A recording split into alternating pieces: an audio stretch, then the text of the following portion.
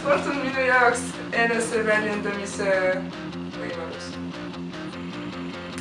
No ma üldse olen selline inimene, et kui mulle väga meeldib, kui ma tegin kõike õigesti ja võit tähendab minu jaoks, et ma olengi teinud kõike õigesti ja see võidutunne on mitte väike rõõm, aga super mega suur rõõm.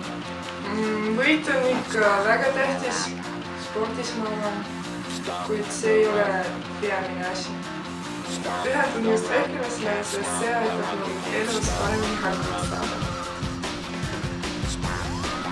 Ajal tuleb alati mõelda ja kaaluda, kannatada ja oodata vajadusel kiiresti otsuste tegema. See kõik võimaldab ennast tunda kindlamalt nii igapäevases elus kui ka spordis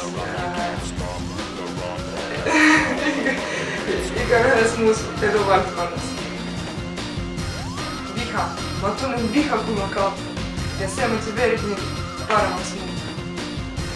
Minu jaoks kaotus õpetab rohkem kui võit. Kaotus motiveerib mõtlema, tegema järeldusi, mis on õige, mis vale. Sama kui ka võit, aga ikka kaotust ma usun rohkem.